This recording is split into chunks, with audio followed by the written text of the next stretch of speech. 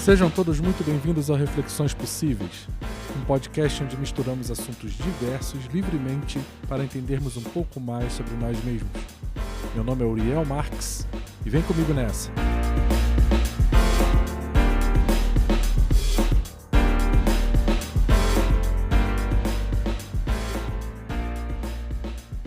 Suicídio, um tema sensível demais, polêmico, tabu em alguns momentos, mas que entendemos que ele precisa ser discutido. Então, como é a proposta do podcast, eu quero trazer discussões que são discussões que a gente tem nas rodas de conversa com amigos e que a gente quer compartilhar algumas visões para você que de repente pode também estar se deparando com uma realidade que é alguém próximo e percebendo até nos jornais, na mídia, o quanto esse problema é um problema sério.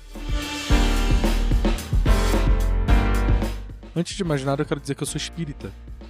E nós espíritas temos uma preocupação não diferente, mas uma preocupação muito grande com relação a esse tema, pois temos uma visão da vida após a morte específica e, portanto, este ponto é um ponto importante nos estudos que o espiritismo traz. Eu sou uma pessoa que eu não me considero uma pessoa religiosa do ponto de vista de ser carola, de ser beato, né? Porque eu sou da quarta geração espírita da minha família. Então a minha bisavó era espírita, minha avó, minha mãe, meus pais, né? E eu. Fui criado num universo bastante amplo do ponto de vista de cultura e conhecimento sobre religiosidade, tanto quanto um pouco sobre budismo, sobre algumas religiões do Oriente, enfim. O que eu quero compartilhar com vocês é exatamente esse ponto de vista.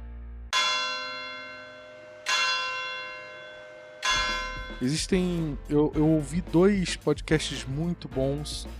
Um deles é o do Mamilos, o episódio 82. Tá aí no post a URL, né, o link para você chegar lá e ouvir. Um podcast excelente, onde trata com bastante profundidade o tema. E um outro que eu ouvi do Chutando a Escada, o episódio 50 do Chutando a Escada, onde eles falam do problema da depressão no meio acadêmico, né? E a gente sabe que a depressão ele é uma espécie de etapa que pode culminar no suicídio. Então, o quanto essa discussão é uma discussão pesada, é um episódio denso também, e é uma discussão super legítima e super complexa. A gente percebeu na mídia o quanto recentemente a gente teve notícias de escolas em que alunos, em um mês, 2, 3 alunos se suicidaram. A gente começa a ver notícias para todo lado sobre o suicídio. Até 2020, a depressão será a doença mais incapacitante do mundo, segundo a OMS. Então, entendendo a depressão como um caminho para o suicídio, não que todo suicida tenha um diagnóstico de depressivo ou tenha características depressivas, não é o caso de se generalizar, mas a gente percebe uma conexão muito forte entre esses 2 pontos. Eu não tenho a menor capacidade de aprofundar psiquiatricamente ou medicamente, né? A gente precisaria de um fórum um pouco mais amplo aqui de especialistas. Mas o que me chamou a atenção, e é o que me chama a atenção da maior parte das vezes, é que no episódio do Mamilos, por exemplo, eles falaram sobre diversos aspectos e a complexidade que é chegar a um fator que gera o suicídio.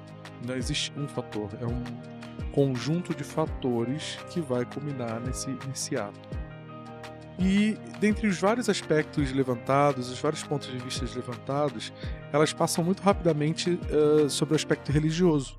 Porque existe o padrão, a visão, que a religiosidade ou a religião só tem uma opinião a respeito do suicídio.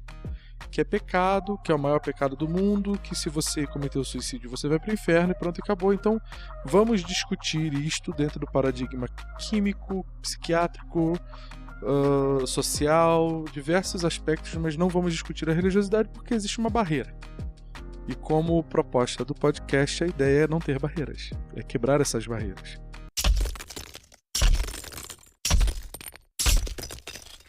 Então, eu vou tentar trabalhar essa reflexão sem que isso precise estar levantando qualquer bandeira religiosa, inclusive a minha. Porque eu acho que a reflexão ela pode nos levar a uma conclusão e uma análise sem que haja necessidade de você ter que buscar um templo religioso, sem você precisar ter que buscar qualquer tipo de líder religioso que quer que seja.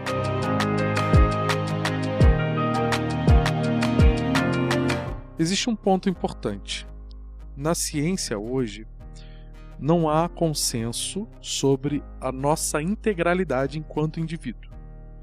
Não se sabe, por exemplo, descrever a vida, né, biologicamente falando. A gente tem a percepção e conhecimento bastante profundo, ainda que com alguns limites, sobre a nossa fisiologia, como funciona o nosso organismo físico, os órgãos, a circulação sanguínea, o cérebro, o papel de cada área do corpo físico, os sentidos que estão à disposição desse corpo para que a gente possa operá-lo, né, da forma adequada. Nós temos um conhecimento bastante aprofundado hoje, com todos os benefícios que a ciência nos trouxe a respeito disso. Mas, quando a discussão é para falar sobre espírito, se nós temos uma alma, se nós temos algo além do nosso corpo físico, essa discussão ela está limitada, na maior parte do tempo, aos templos religiosos, que por sua vez estão cada um limitando essa discussão a uma percepção religiosa, ou a muros, ou a dogmas religiosos. Questões que não se viabilizam. Então, quem não gosta da religião, ou quem mantém o duelo ciência-religião, bloqueia essa discussão. Não porque não quer discutir, mas simplesmente porque não dá para discutir quando você tem do outro lado uma visão geralmente muito ortodoxa, muito sectarista e muito apaixonada pelo que está sendo dito. Um pouco menos racional muitas das vezes. Então, a ideia dessa reflexão é trazer exatamente isso. Por que eu preciso discutir a espiritualidade, a nossa espiritualidade enquanto indivíduo, embaixo de uma religião? Eu não preciso. Se você tiver a oportunidade de ter um amigo médico, principalmente cirurgião, pessoal que trabalha em níveis mais complexos e que tem uma frequente perda ou no limite da vida e da morte, né, UTI, geralmente esse tipo de coisa, pergunta para ele se ele acredita na existência de alguma coisa além do corpo físico. Pergunte a ele, se tiver a oportunidade, o que ele acha disso, se tem alguma coisa a mais. Não estou falando agora, e não é essa a propósito da discussão de Deus, de tentar incutir nenhum tipo de percepção religiosa em ninguém. É assim, a nossa vida social hoje já nos mostra com clareza, independente se você acredita ou não, se você tem religião ou não, que nós, enquanto indivíduos, somos um pouco mais do que o nosso corpo, do que a nossa mente. Nós temos algo a mais. E essa, para mim, é a grande discussão que precisa ser trazida. Porque o que acontece? Nós temos uma sociedade materialista, onde essa sociedade materialista ignora esse fato, em alguns momentos por conveniência, em alguns momentos por ignorância do ponto de ignorar o assunto, e acaba focando por demais, ou melhor, unicamente nas conquistas materiais. Então a vida é estruturada no que você consegue conquistar materialmente e intelectualmente. A vida é estruturada no sucesso, ser bem-sucedido ou feliz ou infeliz naquilo que você conquista materialmente. E o que a gente percebe é que nos indicadores dos suicidas não há absolutamente nenhum recorte social ou do ponto de vista de ter ou não condições materiais. Muito pelo contrário. Existe um alto índice de suicídios para aqueles que já conquistaram aparentemente tudo. Ou nas artes, ou na música, ou na vida de executivo de grandes empresas. Então, se todos os limites propostos de futuro, de sucesso, de ser feliz, de resultados, ou de objetivos, ou de sonhos na vida, baseados na estrutura social vigente, está gerando um indicador altíssimo de suicídio, será que isso não tem a ver com o esgotamento desse modelo? É a pergunta. Será que esse indicador de suicídio não é exatamente o fato de que este modelo não atende mais os anseios desse indivíduo, de nós indivíduos, que somos mais do que a matéria e que, portanto, precisamos ter algo que nos conecte com essa nossa parte essencial? E como a sociedade não nos apresenta essa ferramenta, ou só nos apresenta através de uma religião, e eu talvez não esteja mais conseguindo me conectar com os modelos religiosos atuais por suas imposições, por suas diversas características e que são super passíveis de crítica, eu simplesmente desisto, porque eu não tenho mais como atender aquilo que a minha essência pede, porque eu não reconheço a minha essência, não consigo nem entender o que ela é. Por quê? Porque dessa forma eu não consigo entender como eu vou poder ser atendido por algo se eu não sei o que é esse algo. E como a discussão sobre essa reflexão está prisioneira das instituições religiosas, tudo isso está sendo descartado. Então, as pessoas entram num processo mecânico de nascer, aí cresce e vai pro jardim da infância, aí no jardim da infância eu tenho um filho de 3 anos, você já tem escolas que nenhuma crítica a isso, cada um faz a escolha que quiser, mas fato, com 3 anos de idade a criança já tem apostila, exercícios e tarefas de casa. Quando chega na alfabetização, ou agora o primeiro ano, começa a batalha, que a gente já conhece, para você conseguir se formar, conseguir ter um emprego, esse emprego te sustentar você e sua família, você ter filhos, e aí você vai ter que ter uma casa própria, você vai ter que ter um carro, você vai ter que ter um bom emprego, você vai ter que ter uma boa esposa, e esse processo não termina.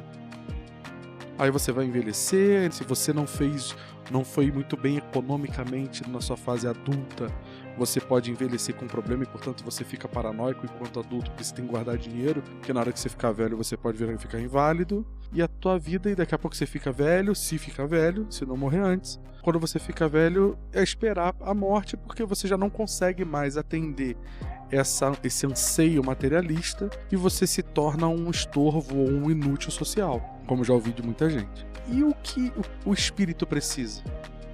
O que as nossas conquistas morais têm a ver com atender de fora para dentro tudo aquilo que a gente busca como indivíduo? Será que eu consegui vencer uma imperfeição moral?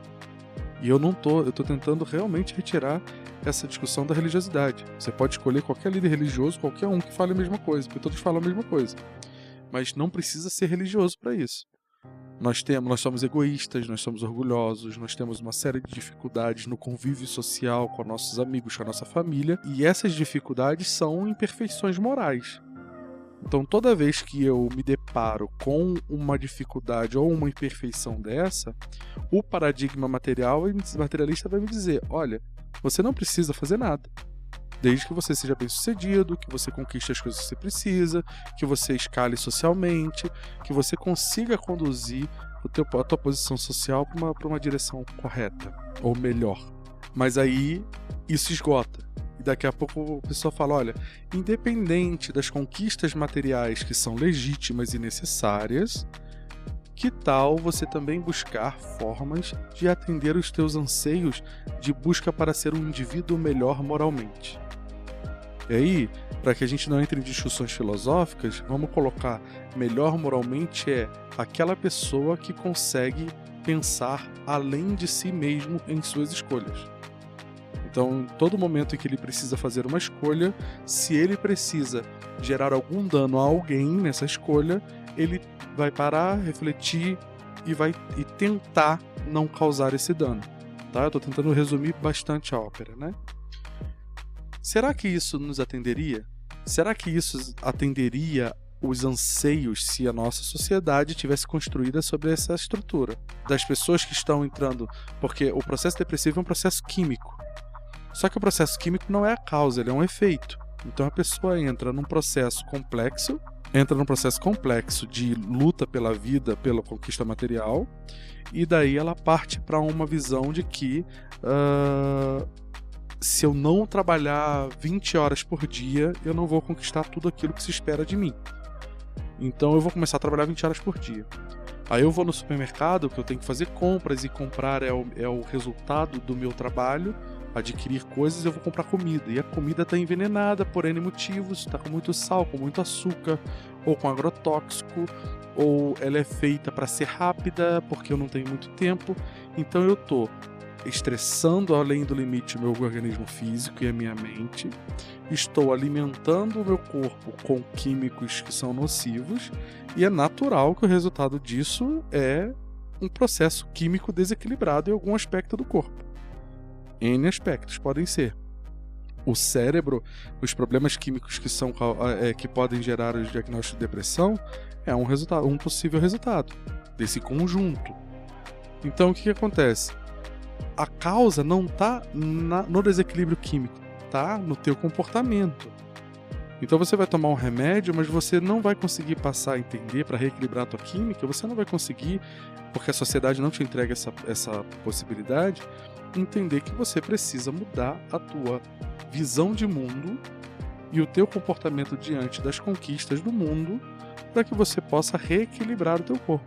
Senão você vai simplesmente tomar o remédio até morrer, e aí não foi por suicídio, você vai partir e não tem muito jeito. Isso também não é nada de não natural nisso, né? Todo mundo vai morrer um dia. Mas a grande questão é, o suicídio pode estar atrelado a uma frustração muito mais ampla do que simplesmente porque eu fiquei triste porque eu terminei um namoro, um casamento, porque eu perdi o emprego. Mas simplesmente eu fiquei triste porque este paradigma social que me é imposto, além de ser impossível de ser realizado, porque sempre que eu chegar num novo patamar eu vou querer mais, porque ele não está estabilizado num anseio que está dentro de mim, sim, coisas externas. Será que essa frustração não é uma frustração de plenitude? Todo mundo não tem como sair dessa frustração, e aí alguns conseguem lidar com isso de uma forma melhor com algumas ferramentas ou outras, e outras pessoas não conseguem chegar nesse ponto? Será que isso não é um ponto a ser refletido? Será que a gente não tem que discutir essa estrutura social e as nossas conquistas morais que alimentariam esse organismo espiritual a que a gente pertence, dos anseios que realmente a gente precisa?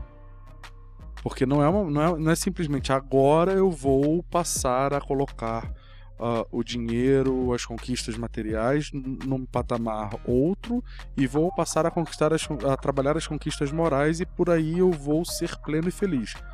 Não é esse o resumo.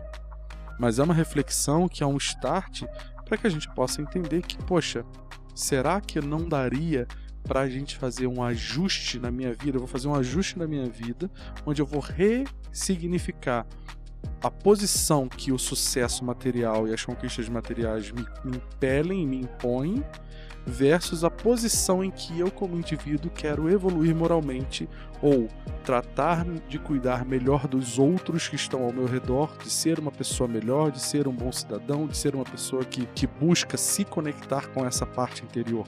A religião é uma das ferramentas para que você consiga se reconectar com essa parte interior. Por que não trazermos outros? Por que não discutirmos outros? Ou por que não trazermos as discussões religiosas para um ambiente um pouco mais leve? Porque a Igreja Católica, ela não é mais aquela igreja medieval.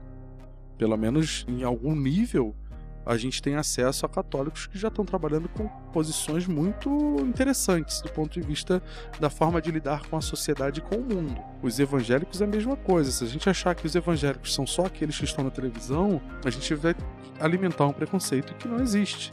Eu tenho, a graça de ter amigos evangélicos maravilhosos que são um exemplo para mim. Agora, no movimento espírita, igualmente, você tem ferramentas ali no movimento espírita, inclusive, que a mim atendem muito bem esse aspecto. Mas por que eu não posso trazer para o meu ambiente de trabalho discussões sobre isso? Por que eu não posso trazer isso para uma mesa de bar? Por que eu não posso trazer isso para a realidade que eu vivo, sem que eu precise fazer uma bandeira? Olha, a partir de agora vamos falar de religião, portanto eu vou usar agora um tom mais leve, vou usar palavras difíceis, ou por que eu preciso tratar de religião nisso? O que é ser uma pessoa moralmente melhor? E como conectar a minha vontade, o meu equilíbrio, os meus anseios como pessoa e meus objetivos pessoais, individuais, com a minha essência?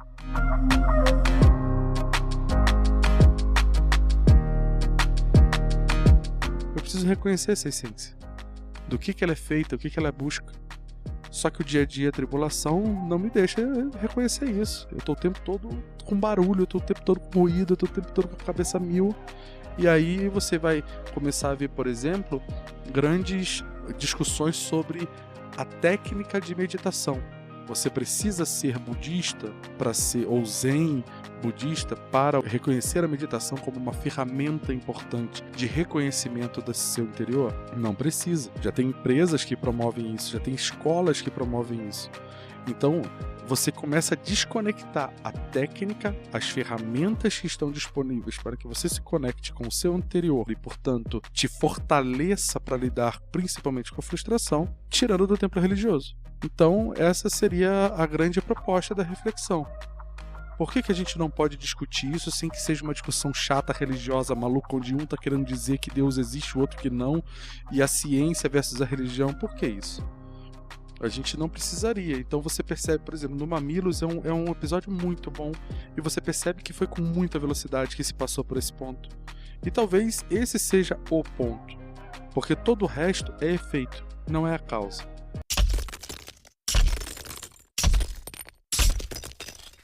Tem um filme no Netflix que eu achei muito legal, que eu queria recomendar, que eu acho que vale muito a gente assistir e discutir, que é o The Discovery. É uma produção do Netflix e a proposta é a seguinte: um cientista finalmente confirma, por A mais B lá, que existe vida após a morte. Então a pessoa, das experiências de quase morte, ele consegue confirmar cientificamente, todos conseguem reproduzir esse modelo, que de fato alguma coisa que é do indivíduo sai na hora da morte, sai do corpo na hora da morte e, portanto, essa coisa é viva. Porém, a discussão é que ele só consegue essa informação. Ele não diz para onde que vai e o que acontece. E o que acontece com a sociedade depois que essa notícia surge? Começa uma onda de suicídios de acabar com a sociedade no planeta. Então você tem contadores de suicídio rodando como relógios desses tipo impostômetro em vários ambientes, em barcas, no meio da cidade. Por quê? Porque as pessoas não querem lidar com a frustração. Se essa minha realidade de vida hoje é uma realidade dolorosa, de sofrimento, por N motivos, eu vou para esse outro lugar. Ah, mas ninguém te falou se esse outro lugar é bom, mas não importa. Então as pessoas começaram uma onda de suicídio que causou um dano social tão grande que o cientista ficou recluso e começou a tentar buscar essa segunda parte da resposta. Para onde que vai? E aí tem que assistir o filme. Mas é uma reflexão muito importante, quer dizer, será que simplesmente se respondesse que existe vida após a morte, a questão estava resolvida? O filme cria um ambiente distópico ali que ele propõe o contrário, que essa resposta impulsiona o problema. Porque essa resposta, e aí a minha leitura pessoal, ela não está conectada com nenhum aspecto desse teu interior, dessa evolução moral. Então, ele acaba gerando exatamente aquilo pelo qual talvez se buscou a resposta. Então, vale muito a pena. Do Netflix, chama The Discovery, A Descoberta. Não sei se está disponível ainda, tem que dar uma olhada. Tem um jornalista da Globo News que chama André Trigueiro. Ele também é um palestrante espírita, mas ele também trata desse tema, já foi no Bial para tratar desse tema de suicídio sem que houvesse nenhum viés religioso. É uma pessoa que luta muito nesse tema, ele apoia o CVV, que é o Centro de Valorização da Vida, e é uma pessoa que tem um trabalho muito interessante para quem quiser consultar, ler a respeito, aprofundar um pouco mais, porque a gente precisa olhar para o nosso lado e tentar conversar e estar disponível para ajuda naqueles que estão precisando. A gente pode ter alguém que está com pensamento suicida ao nosso lado e a gente talvez com uma abordagem a gente poderia ajudar. Então a gente precisa começar a se preparar para tentar apoiar esse contexto. Né? Como que faz? O que eu falo? Eu tenho que falar alguma coisa ou eu tenho que simplesmente dar um abraço? Como que a gente ajuda as pessoas sem invadir a sua própria liberdade, o seu livre-arbítrio, a sua própria consciência, sem violentar a consciência de ninguém? Mas o que falta? Como que nós podemos ser ferramentas para ajudar as pessoas que estão nesse estado de sofrimento? Você vai falar assim, mas não é problema meu, isso aí é uma coisa que está muito distante de mim. Não é. Antes se dizia que para cada suicida, 6 pessoas ao redor eram afetadas. Seus familiares mais íntimos, todos se abalavam tanto que tinham uma reação e às vezes até uma repercussão do suicídio se repetindo. Esse número aumentou para 60. porque tem os convívios sociais. Então você tem os amigos da escola, você tem os professores, você tem os amigos do trabalho, e todos podem refletir esse comportamento, porque é muito chocante esse ato. É um ato de desistência que precisa de apoio, que precisa de amparo. Então, como que a gente pode se tornar ferramenta para esse apoio? O Centro de Valorização da Vida, ele realiza apoio emocional e prevenção de suicídio, atendendo voluntária e gratuitamente todas as pessoas que querem e precisam conversar, sob total sigilo por telefone, e-mail, chat e VoIP 24 horas todos os dias. O CVV, ele precisa de voluntários, ele dá o curso sobre como você trata essa abordagem. Talvez quem esteja ouvindo, você que está ouvindo, não tenha muito interesse em trabalhar. Eu ainda não tive condição de me dispor a isso, mas eu entendo uma ferramenta poderosa. E você vê, o CVV tem aumentado abruptamente a quantidade de telefonemas. E as pessoas só querem conversar. As pessoas estão se suicidando por não terem com quem conversar. A gente precisa ligar um botão vermelho de alarme de que o nosso modelo social está com problema, de que nós precisamos trabalhar nessa direção para tentar ajudar a resolver essa questão. As pessoas acabam com a vida. Olha o que é importante, olha a importância da vida, olha para a natureza, olha para tudo ao teu redor e como a vida sempre luta para existir, como todos os seres do planeta lutam pela vida. E nós, humanos, estamos desistindo da vida porque não estamos tendo com quem conversar. Isso não está diminuindo a dor de quem está sofrendo. Quem está sofrendo de fato, está sofrendo muito para tomar uma atitude dessa. O que é estranho nesse contexto é o quanto nós conseguimos chegar nesse ponto. Quanto tempo seu é perdido ao entregar o teu ouvido para um amigo? Quanto tempo nosso pode ser desperdiçado se eu tiver a condição de conversar ou de simplesmente ouvir alguém? As pessoas estão se matando por isso.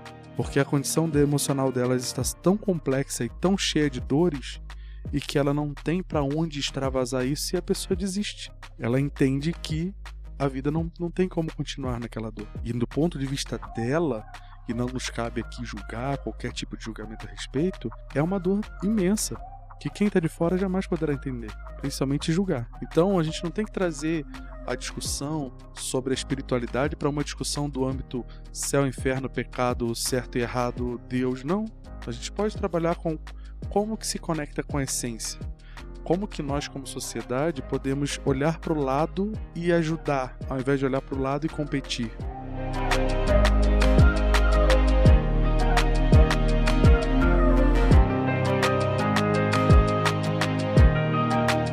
Eu lembro que quando eu entrei no segundo grau, saí da 8ª série e entrei no segundo grau. Aí um coordenador foi pra sala e ele simplesmente, o propósito dele era despertar em nós de que a vida começou. De que, olha, agora quem tá do teu lado não é mais o teu amigo, é o teu concorrente. Gente, eu tinha 15 anos, 14, 15 anos. E aí, de repente, alguém vem e fala assim, olha, a partir de agora, todos ao teu redor são concorrentes, não são mais teus amigos. Então trate-os como tal. Olha a gravidade disso. Olha a gravidade desse discurso. E ele não está errado porque ele está refletindo o discurso que ele também aprendeu. E que nós aprendemos o tempo todo por todos os canais e mídias que existem. De forma clara ou de forma subliminar. Então o tempo todo a gente está entendendo que o nosso amigo do lado é o nosso concorrente numa entrevista de emprego.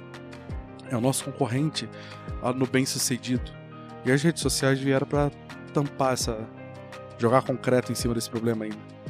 Porque aí eu crio visões que não existem de um mundo de faz de conta que não vai atender.